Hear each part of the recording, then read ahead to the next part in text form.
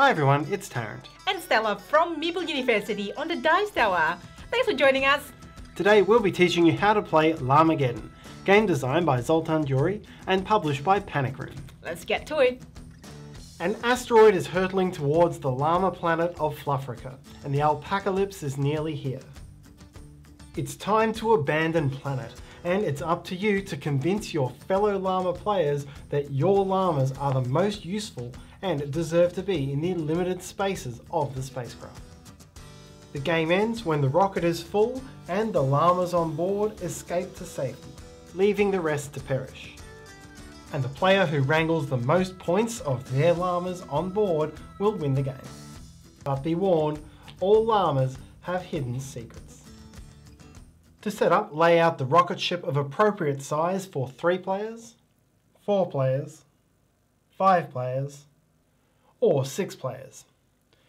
Each player then takes the 4 llama point tokens in their colour and keep them nearby for now. Now you're going to set up the llamas that you'll be advocating to go onto the rocket. Firstly, deal each player 5 llama applicant cards. These will show you the llamas and their jobs, and you choose any 4 of those that you're going to advocate for, and then lay them face up on the table in any order. Then draw 5 characteristics cards. This time you'll look at them secretly and choose which characteristic you wish to give to each of your 4 applicants. Take the cards and place one face down under each applicant card. These will be a surprise to the other players when revealed. Then secretly assign your llama point tokens to your applicant llamas. These will be your points at the end of the game, so you want to put the high scoring tokens on the llamas you think are most likely to be voted onto the rocket. Choose a first player and you're now ready to play. Llamageddon is played in rounds of discussions and votes, each of which results in 1 or more llamas being voted onto the rocket and into safety. First is the nomination phase, and starting with the first player and going clockwise, each player will nominate one of their llamas to be up for vote in this round. Next comes the discussion phase. This is an open discussion with no particular turn order, and here each player is trying to convince all of the others that their llama is most deserving of a place on the rocket. You can make any sort of argument and plea that you want. Anything that will try to convince the opponents that a florist is more deserving than an accountant, or vice versa. You just can't show the points token and can't show the characteristics card. After discussion is complete, it's time to vote, and you're voting for which of the other players' llamas you think should go into the rocket. On the count of 1, 2, 3, players will point at the other player whose llama they wish to vote for. In a 3 or 4 player game, the llama with the most votes goes on the rocket. In a 5 or 6 player game, it's both the llama with the most and second most votes who get the chance to board. If there is a tie for any of these votes, then the llama sitting closest to the left of the starting player breaks the tie. Now the llama that won the vote boards the spacecraft along with the face down llama points token and the characteristics card, which is now flipped face up and resolved. It's only now that you find out the character flaws of the llama you just voted in. Resolve the effect on the card before discarding it.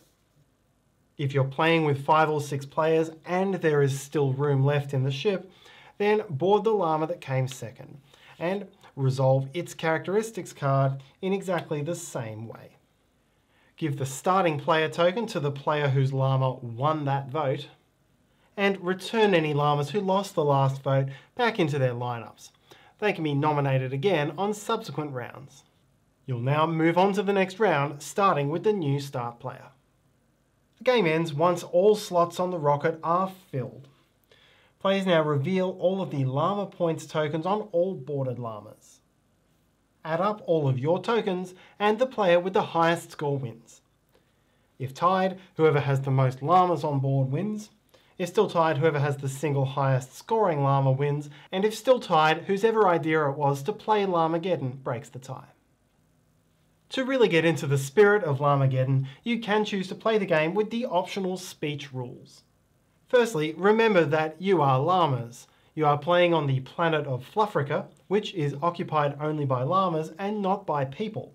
There are no people in this game. You cannot use the word people. You cannot refer to people, humans, or anything else of the like, even if your card specifically says you're a person. You're not a person, you're a llama. A player who references people, humans, or similar at any time, whether referring to a card or another player at the table, must reveal one of their hidden characteristics cards to the other players. Secondly, players are encouraged to give each other llama-related nicknames, each of which is an adjective describing a llama. For example, fluffy, woolly, shaggy, long legs, and so on. Once players have their nicknames, if you ever refer to another player not by that nickname, you lose 1 point. And that's how to play Llamageddon. Check out the project page of Llamageddon. We'll put the link in the description below, so you can check it out.